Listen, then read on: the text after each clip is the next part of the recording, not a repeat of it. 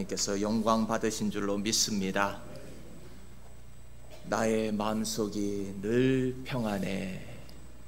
이것이 우리의 고백이 되기를 원합니다. 악한 죄 파도가 많은 이 세상 가운데서도 하나님 붙들고 의지하면은 하나님께서 우리의 마음 가운데 평강을 허락하여 주실 줄로 믿습니다. 오늘은 느헤미야서 8장을 함께 나눌 차례입니다. 지금 와서 이제 말씀을 드리는 것이지만은 처음에 여기까지 오게 될 줄은 몰랐습니다. 느헤미야서를 전체를 1장부터 이렇게 강해하듯이 쭉 이렇게 끌고 가면서 말씀을 전해야 되겠다. 그러고 이제 시작을 한 것은 아니고요. 처음에 딱 이 느헤미야 1장을 전하는데 그때 제가 은혜를 많이 받았습니다. 제가 은혜를 받고는 그럼 2장을 전해볼까? 그러다가 2장을 하고 그 다음에 3장을 하고 여기까지 이렇게 오게 된 겁니다.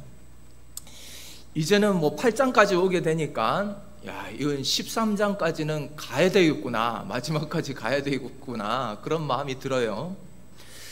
이렇게 차례대로 말씀을 쭉 전하는 것도 참 괜찮은 것 같습니다. 주일 예배 때 이렇게 하기가 쉽지가 않은데, 왜냐하면은 이 8장이 한 장의 분량도 상당히 이게 크거든요. 이거 몇 번을 나눠서 해야 되는 본문을 딱 압축을 시켜가지고 요 예배 이 시간에 이렇게 전하는 게 쉽지가 않습니다. 근데 이렇게 한 장씩 한 장씩 이렇게 나가는 것이 쉽지가 않은데, 또 기도하면서 말씀을 또 준비하고 그러다 보니까 성령님께서 제 안에 주시는 마음이, 이 말씀이, 느헤미야서 말씀이 우리 성도들에게도 필요한 말씀이고 또 설교자인 저에게도 참으로 필요한 말씀이었다, 이런 마음을 저에게 주시는 거예요. 그래서 오늘 또 순서대로 이제 8장 말씀을 한번 전해보려고 합니다.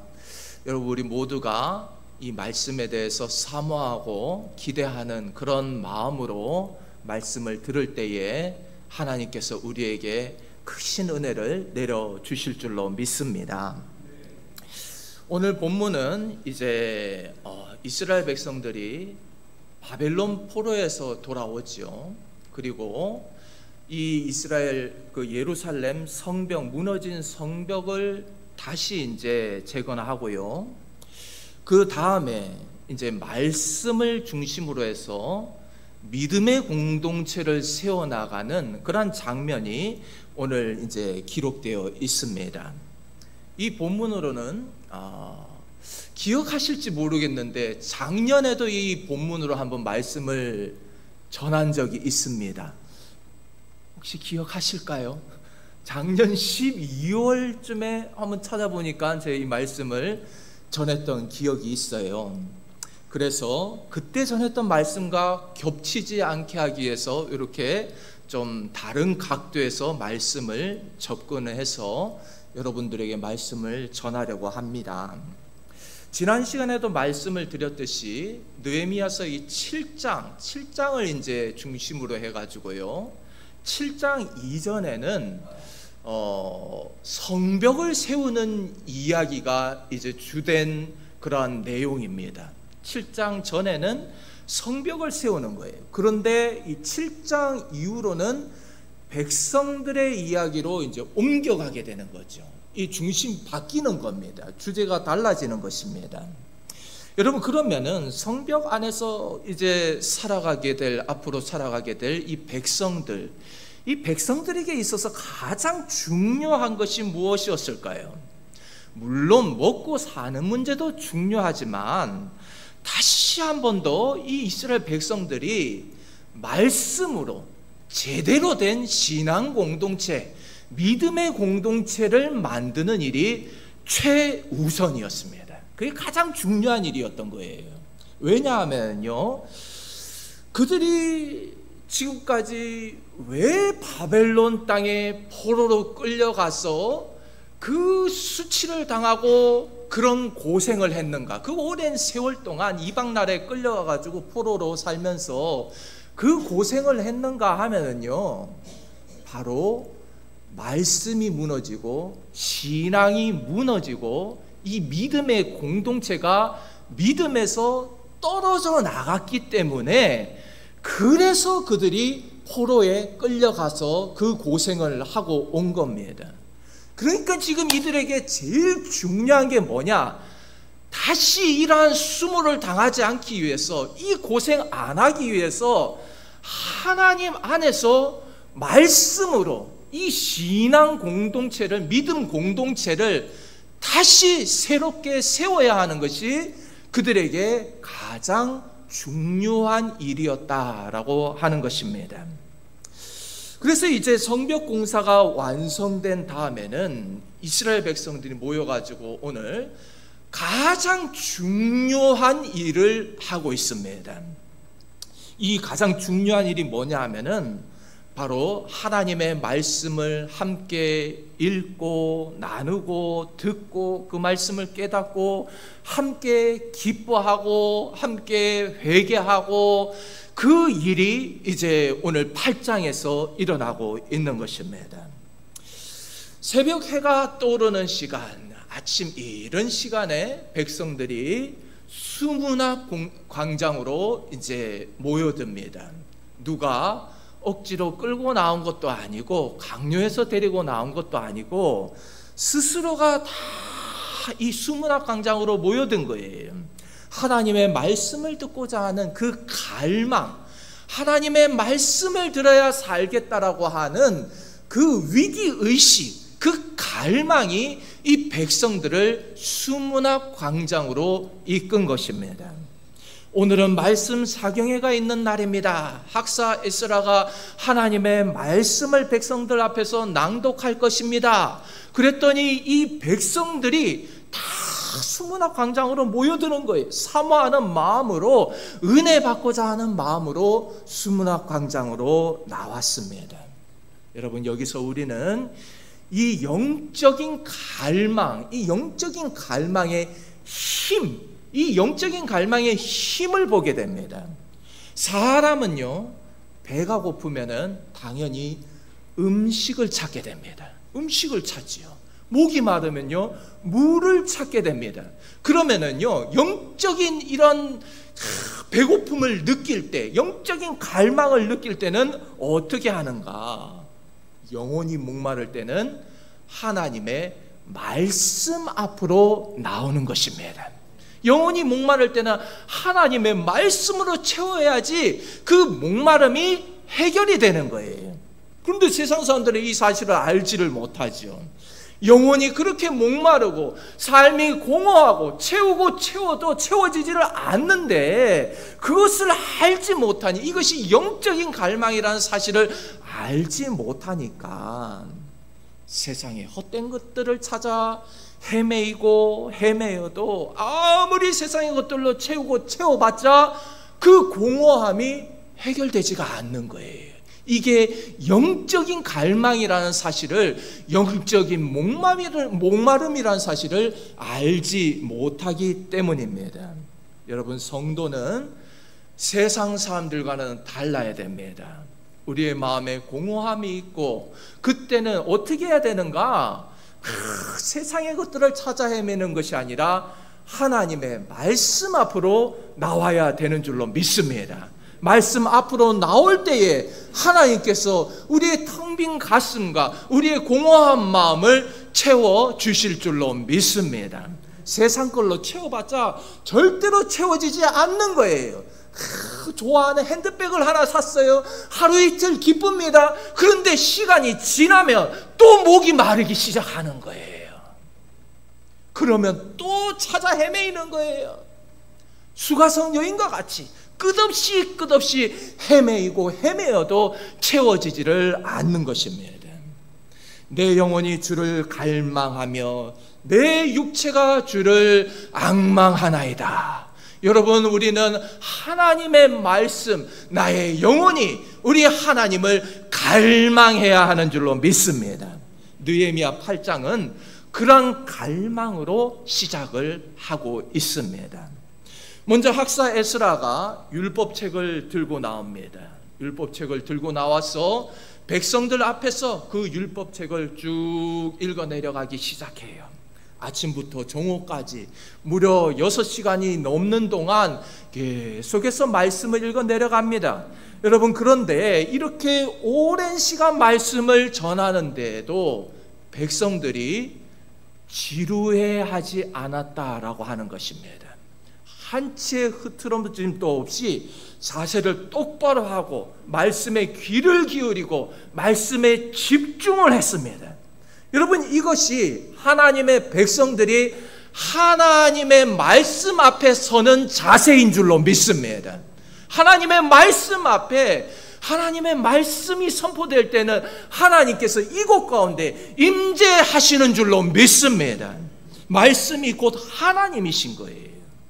여러분, 왜 그들은 그렇게 긴 시간 동안 말씀을 들으면서도 흐트러짐 없이 그렇게 집중하면서 말씀을 들을 수 있었을까?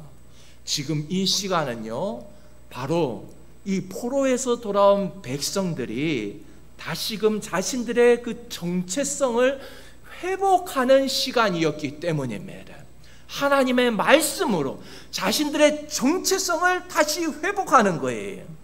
여러분, 우리나라도 일제시대 동안에 우리의 이름이 있어도 우리의 이름을 제대로 부를 수도 없었습니다. 일본식 이름, 와타나베상, 기무라상 이러면서 일본식 이름을 사용해야만 했습니다.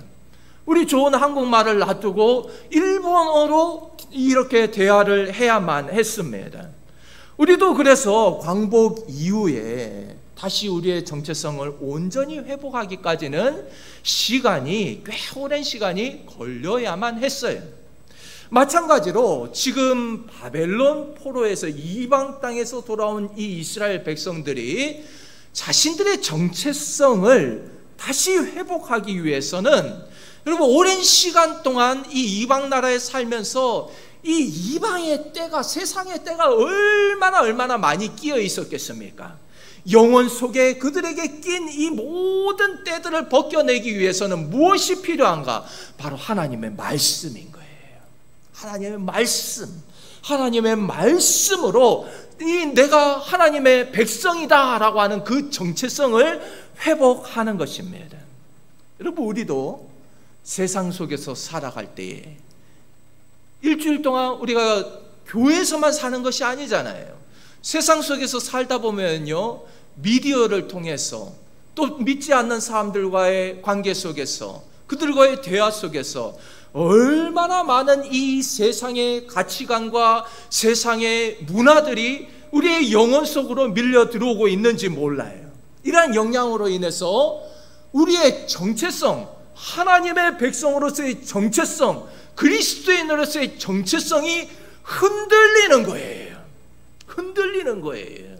우리는 기독교적 가치관을 가지고 기독교적 세계관을 가지고 말씀을 중심으로 해서 살아가야 되는데 세상 속에서 일주일 동안 그렇게 살아가다 보면 세상의 소리를 계속해서 듣다 보면 우리의 정체성이 흔들리는 것입니다. 그래서 제가 언젠가는 기독교 세계관에 대한 설교를 한번 시리즈로 제가 한번 하려고 합니다. 여러분, 우리가 하나님의 백성으로서 정체성을 회복하는 시간이 언제냐? 바로 이 시간입니다. 하나님 앞에 예배드리는 이 시간, 세상에서 때 묻은 우리의 영혼이 세탁을 하는 거예요. 오늘 하나님의 백성으로서 정체성을 회복하는 시간이 바로 이 예배의 시간인 줄로 믿습니다. 하나님의 말씀을 들으면서 하나님의 말씀으로 우리를 새롭게 세워 나가는 것이에요. 그러니까 오늘 본문 말씀 속에 나오는 이 이스라엘 백성들도 이 말씀을 들으면서 하나님의 백성으로서 자신들의 정체성을 회복하고 있는 것입니다. 하나님의 말씀을 들으면서 나는 누구인지, 나의 사명은 무엇인지, 내가 서 있는 이 땅에서 나는 왜 살아가고 있는지, 그렇게 앞으로는 이제 무엇을 위해 살아가야 하는지, 그렇게 하나님 안에서 새롭게 나의 사명을 발견하는 그런 시간이었습니다. 여러분, 우리가 드리는 이 예배의 시간도 마찬가지입니다. 주일날 아침에 되니까 습관적으로 그냥 이렇게 주일날 예배에 나오는 것이 아니에요. 말씀을 들을 때에 우리 자신이 누구인지, 나는 어디서부터 와서 어디로 가는지, 이 땅에서 나의 사명은 무엇인지, 앞으로 무엇을 위해서 살아가는지, 우리는 무슨 사명을 가지고 있는지 확인하는 시간이 바로 이 예배의 시간인 줄로 믿습니다.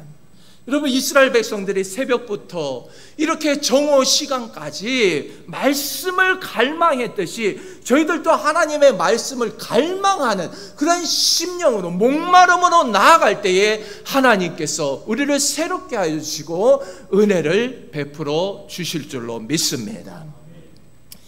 오늘 본문을 보면은 에스라는 나무단 위에 올라가서 말씀을 낭독합니다. 사람들이 다 볼 수 있도록, 다 들을 수 있도록 이제 높은 곳에 올라가서 말씀을 전하기 시작합니다. 이때 말씀이 선포될 때에 백성들의 반응을 한번 보십시오. 백성들은요, 아멘, 아멘, 말씀을 전할 때마다 아멘으로 화답하는 거예요. 그저 듣기만 한 것이 아니에요. 수동적으로 듣기만 하는 것이 아니에요. 여러분, 말씀 시간에요, 그저 가만히 앉아있는 그건 수동적인 것입니다. 여러분, 능동적으로 아멘 하시길 축복합니다. 말씀에 아멘으로 화답하는 거예요. 아멘의 뜻은 그렇게 되기를 원합니다. 그렇게 될 줄로 믿습니다입니다. 여러분, 그렇기 때문에 예배 시간에 말씀을 들을 때 아멘을 크게 하시기 바랍니다. 아멘으로 화답하는 것은요, 하나님의 말씀에 반응하는 거예요. 믿음으로 반응하는 것입니다. 아멘은요, 믿음의 선포인 줄로 믿습니다. 그렇게 될 줄로 믿습니다. 말씀을 들으면서도 믿음으로 반응하지를 못하는 거예요. 아멘 하지를 못하는 거예요. 여러분, 말씀을 들을 때 아멘으로 화답하는 것은요, 내가 지금 이 말씀 듣는 시간에 집중하고 있습니다 라고 하는 의미입니다. 다른 세상의 모든 잡생각들은 다 내려놓고 오로지 말씀에만 집중하고 있습니다. 이것이 아멘으로 나타나는 것입니다. 저는 우리 세운교회의 아멘 소리가 더 커졌으면 좋겠습니다. 우리 교회는 다른 교회에 비해 가지고 아멘 소리가 그렇게 큰 교회는 아닙니다. 지금보다 훨씬 더 커져야 되는 거예요. 그리고 또 한 가지 제가 말씀드리고 싶은 것은, 저는 우리 교회에 와가지고 말씀을 이렇게 6년 가까이 전하는데도요, 목사님 말씀에 은혜 받았습니다 하는 사람이 거의 없어요.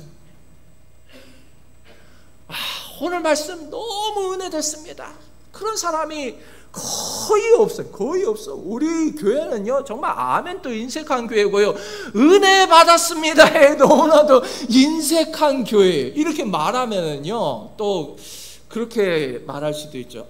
목사님 은혜가 되게 안 하니까 그렇게 말을 안 하는 거죠. 그럼 제가 할 말은 없겠지만요, 여러분, 무조건 은혜 받았다고 은혜 받았습니다 하는 게 아니에요. 무조건 은혜 받았다고 아멘 하는 게 아닙니다. 아멘을 크게 하면은요, 그때 은혜가 임하는 줄로 믿습니다. 그런 말도 있잖아요.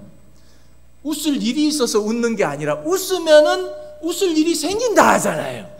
아멘이 돼서 아멘이 아니라 그냥 아멘이 안 돼도 아멘을 하면은 아멘 할 일이 생기는 줄로 믿습니다. 이제 잘 아시네.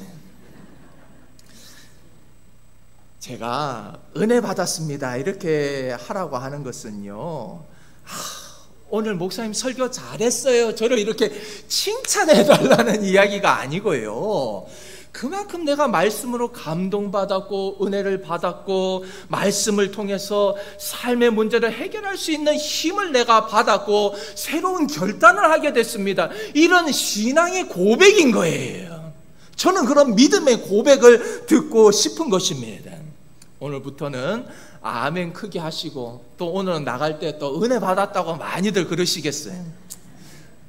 돈 드는 것도 아닌데 돈 드는 일은 그렇게 벌벌벌 떠는데 돈 드는 일도 아닌데 뭐 그리 어렵게 그렇게 인색하게 나 아멘 웬만하면 나 아멘 안 한다. 정말 은혜 받는 그런 말씀 전해야 내가 얼마나 수준이 있는데 웬만한 말씀으로 내가 은혜 받지 않아. 우리 교회 성도들 너무 수준이 높아가지고 웬만한 거 가지고 나 아멘 하지 않는다고. 여러분 아멘 하면 은혜가 임할 줄로 믿습니다. 이어서 이제 말씀을 보면은요, 백성들은 땅에 엎드려 가지고 이제 얼굴을 땅에 대고 하나님을 경배하기 시작합니다. 이 하나님의 말씀은요, 단순하게 지식을 전달하고 정보를 전달하는 그런 차원이 아닙니다. 하나님의 말씀은 우리의 영혼을 흔드는, 우리의 영혼을 지진이 나게 하는 그런 능력의 말씀인 줄로 믿습니다. 말씀은 지식을 전달하는 것이 아니라 이 시간 하나님의 음성이 하늘로부터 우리에게 임하는 줄로 믿습니다. 그렇기 때문에 우리로 하여금 무릎을 꿇게 만드는 것이고 우리의 심령을 뜨겁게 만드는 것이에요. 여러분 이 시간 하나님의 음성을 듣는다고 믿으시기를 축복합니다. 인간 목사가 앞에 서서 하나님의 말씀을 대언하지만은 그러나 이 시간 하나님께서 성령께서 이 목사의 이 영혼을 감동하셔서 이 입으로 하나님의 음성이 전달되어지도록 하나님께서 축복하여 주신다. 이 사실을 믿으시기를 축복합니다. 그때 그 사람이 간증의 주인공이 되고 은혜의 주인공이 되는 것입니다. 죽어있던 심령이 살아나는 거예요. 세상에서 상처를 받았다가도 살아날 힘을 얻게 되는 것입니다. 여러분 말씀을 듣다가요 신기한 거예요. 그 주제에 관한 설교도 아니에요. 질병의 치유에 대한 설교도 아니에요. 그런데 말씀을 듣다가 질병이 치유가 되는 것입니다. 말씀에 집중하시고 아멘으로 화답할 때에 그러한 복이 우리 세운교회 성도들에게 일어날 줄로 믿습니다. 오늘 말씀을 보면요, 레위 사람들은 백성들에게 이제 말씀을 풀어서 백성들이 말씀을 알아들을 수 있도록 도와주었습니다. 7절 말씀을 보면요, 에스라가 앞에서 말씀을 읽을 때에 레위 사람들은 가만히 있는 게 아니라 백성들에게 말씀을 풀어서 해석해 주는 것, 설명해 주는 것입니다. 이 말씀이 무엇을 의미하는지, 어떻게 살아야 하는지를 이 레위 사람들이 가르쳐 주는 것입니다. 여러분 말씀을 듣고도 그 말씀이 이해가 되지 않는다면 무슨 유익이 있을 것이며 무슨 소용이 있겠습니까? 말씀은 반드시 강해가 되어야 하는 것이고 설명이 되어져야 하는 것입니다. 여러분들이 집에서 성경을 읽다가도 막히는 부분들이 많이 나올 거예요. 그 부분을 목사가 앞에서 풀어주는 것이에요. 여러분 말씀을 풀어서 여러분들에게 설명을 해드리는 것은 그 말씀을 깨달아서 삶에서 적용할 수 있도록 목사가 여러분들을 도와드리는 것입니다. 여러분 오늘 백성들이 말씀을 깨달았을 때에 그들이 보인 반응은 무엇인가? 9절 말씀을 한번 보십시오. 백성이 율법의 말씀을 듣고 어떻게 했다고요? 다 우는지라. 율법의 말씀을 들을 때에 이 백성들이 다 울었다는 거예요.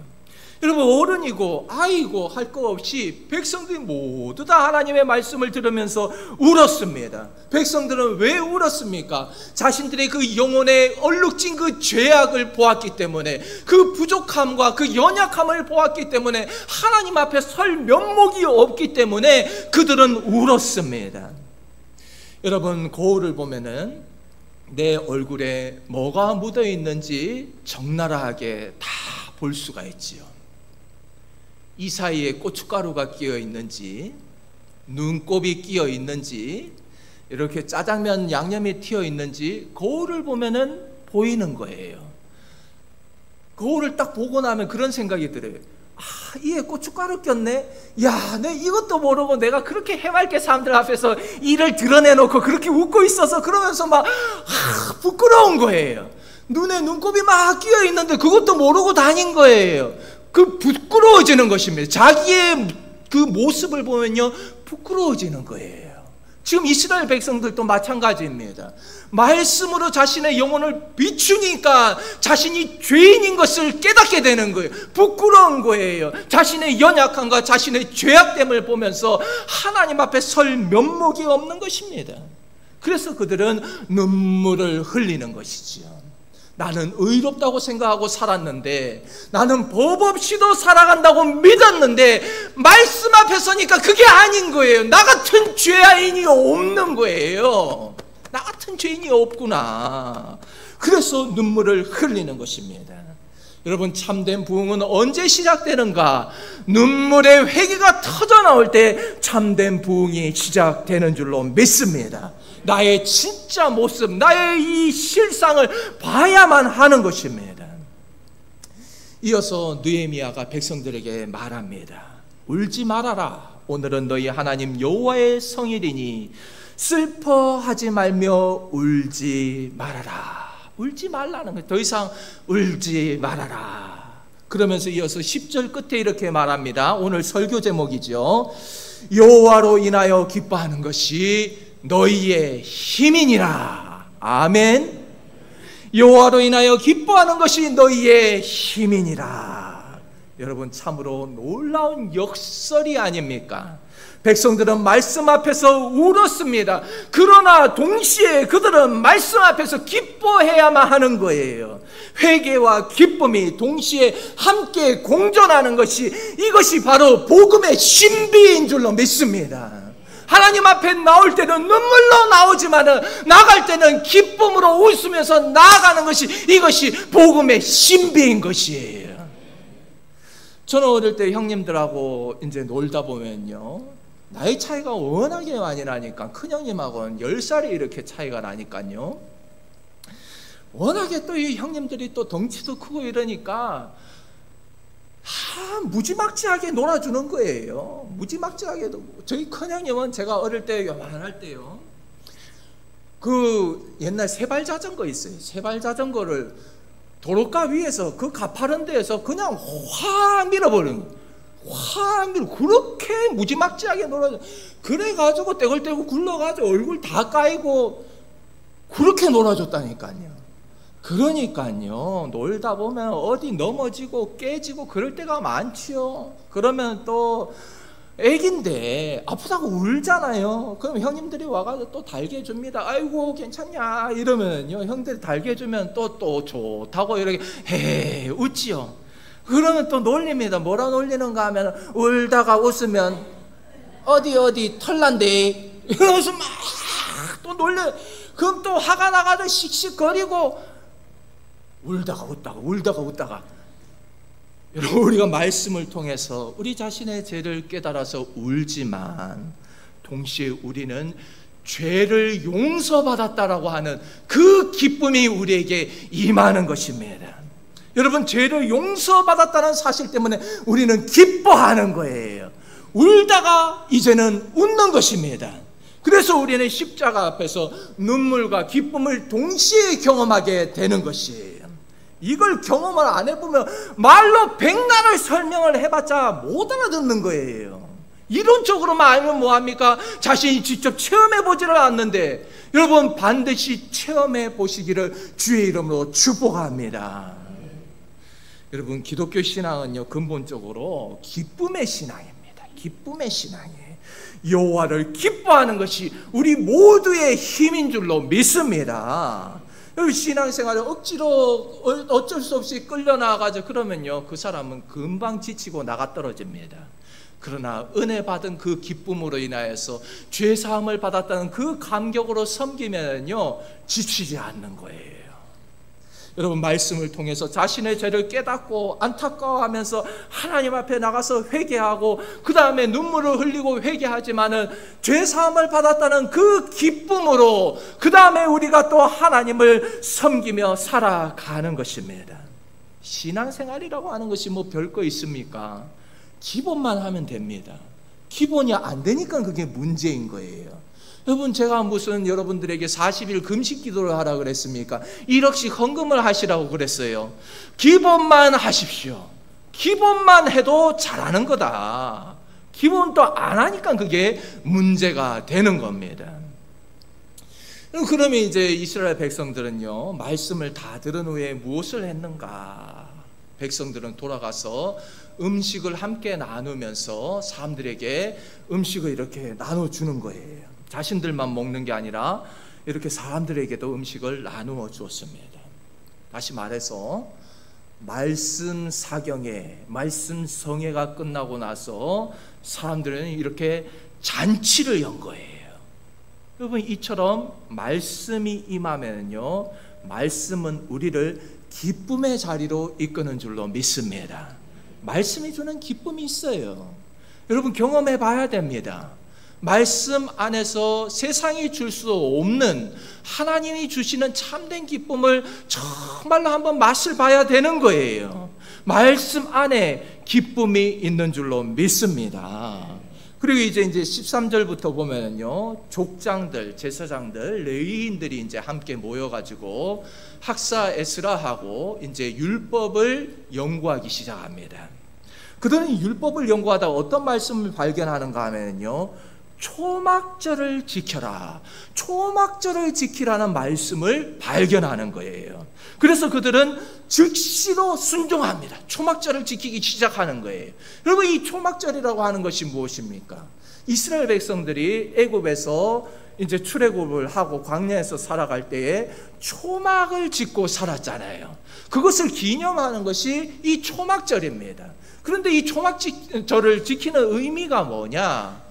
이 광야에서 나는 동안, 초막을 짓고 사는 동안 하나님의 은혜가 없이는 우리 살 수 없었다. 그거를 기억하는 거예요. 하나님의 은혜 없이는, 하나님의 인도하심이 없이는 우리 광야에서 한순간도 버틸 수 없었다. 이것을 깨닫기 위해서 이 초막절을 지키라고 하는 것입니다. 여러분, 이 백성들은 말씀을 듣자마자 곧바로 그 말씀에 순종합니다. 나무가지를 가져다가 초막을 짓고 그 안에서 거하면서 절기를 지키는 거예요. 여러분, 우리의 삶에서도 과거에 하나님께서 우리에게 베풀어 주셨던 은혜, 하나님께서 우리를 인도하셨던 그 은혜를 기억하는 것이 너무나도 중요합니다. 과거에 받았던 그 은혜들을 떠올리고 잊지 않고 기억하는 것이 너무나도 중요한 거예요. 그래서 하나님께서 초막절을 지켜라, 절기를 지키라고 하신 겁니다. 여러분, 우리가 힘들 때, 좌절할 때, 어려운 일들이 찾아올 때요, 하나님께서 과거에 우리를 지켜주시고 보호하여 주시고 인도하셨던 그것을 기억하면은요, 우리가 다시 일어설 수 있는 힘을 얻을 수가 있는 거예요.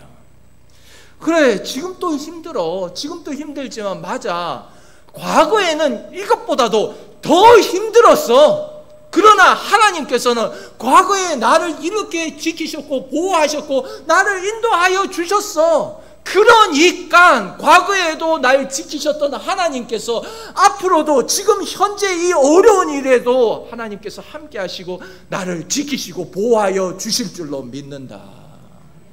그래서 과거의 은혜를 잊지 말라고 하는 것입니다.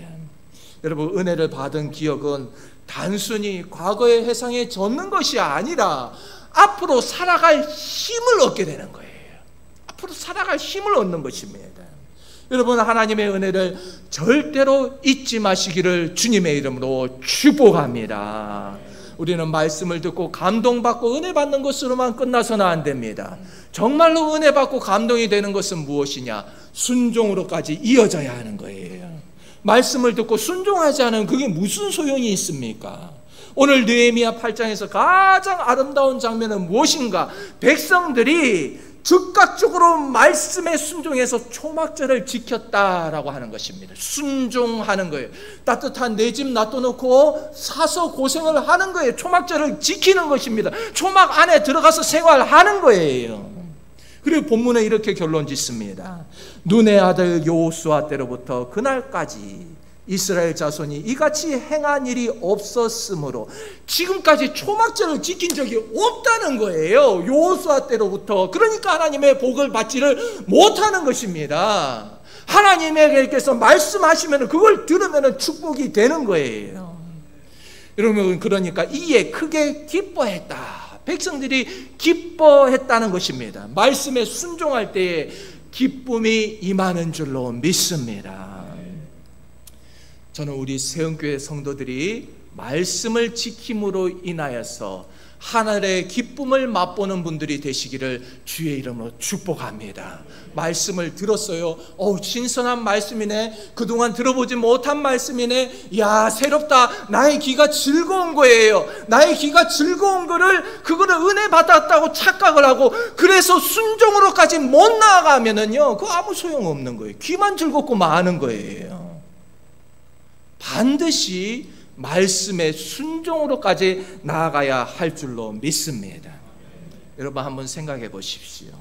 백성들이 수문학 광장에 모였을 때요, 그들은 과거의 상처들, 포로 생활의 그 기억들, 낯선 땅에서의 그 모든 서러움과 모든 어려움들, 그리고 또 이제 새로운 환경에 와서 적응하면서 어려운 여러 가지 삶의 모든 어려운 형편들을 다 짊어지고 지금 수문학 광장으로 나온 것입니다. 여러분, 그들은 그렇게 어려웠지만 그럼에도 그들은 수문학 광장으로 모였어요. 왜 그들이 수문학 광장으로 나왔는가? 살기 위해서 나온 것입니다. 말씀을 들어야 살기 때문에 그들은 살기 위해서 수문학 광장으로 나온 것이에요. 하나님의 말씀을 들어야 사니까 지금 이 어려운 현실을 나 혼자서 감당할 수 있겠는가? 나는 힘이 없는데 주여 나를 붙들어 주시옵소서. 그래서 그들은 이 수문학 광장으로 모여든 것입니다. 여러분, 예배 왜 나오십니까? 살려고 나오는 거예요. 이 험한 세상에서, 이 악한 세상에서, 죄 많은 세상에서 내가 어떻게 하나님의 백성으로 살아갈 수 있을까? 의지할 분이 하나님 한 분밖에 없기 때문에 이 자리에 나오는 줄로 믿습니다. 살기 위해서, 나의 영혼이 살기 위해서 이 자리에 나오는 거예요.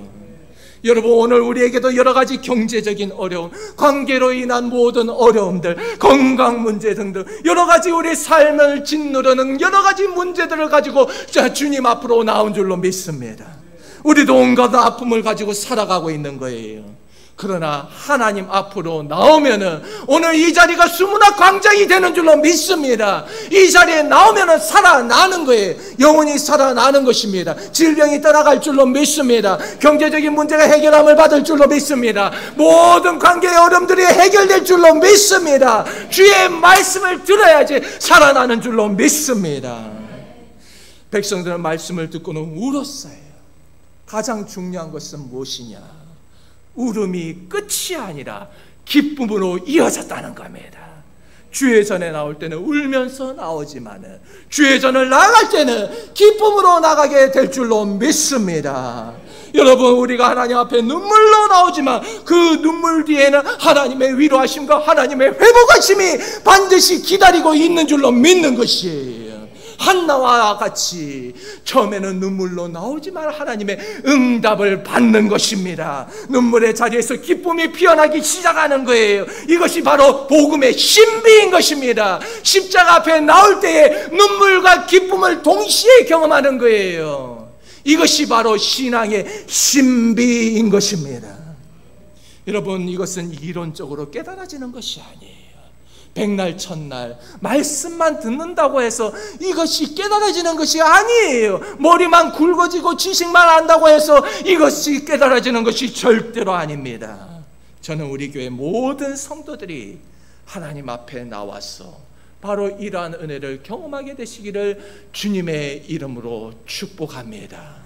낮은 마음으로, 겸손한 마음으로 하나님 앞에 나올 때에 그곳에 은혜가 임하는 줄로 믿습니다. 나 아직 살기 괜찮은데, 나 아직 그래도 내가 이 정도 되는 사람인데, 그러고 나오면 은혜 못 받는 거예요. 가장 낮은 모습으로 하나님 앞에 겸손하게 겸비하게 나올 때에 세상 사람 눈치 볼 거 없습니다. 주의 전에 나오는데 하나님 만나러 왔지 사람 만나러 왔습니까? 다 내려놓고 내 자존심과 나의 모든 세상적인 여러분 내 위치와 모든 것 다 내려놓고 그리고 하나님 앞에 나올 때에 그 사람이 은혜의 주인공, 간증의 주인공이 될 줄로 믿습니다. 우리 모든 세운교회 성도들이 이 은혜를 맛보시기를 주님의 이름으로 축복합니다. 함께 기도하겠습니다. 아버지 하나님, 은혜를 감사드립니다. 오늘 또 말씀을 통하여서 우리의 영혼에 지진을 일으켜 주심을 감사드립니다. 하나님의 말씀만이 우리의 유일한 소망이고 우리를 살리는 줄로 믿습니다. 주의 말씀 앞에 나와서 위로하심과 회복함을 맛보는 우리 모든 성도들 되게 하여 주시옵소서. 감사드리며 예수 그리스도의 이름으로 기도드리옵나이다. 아멘.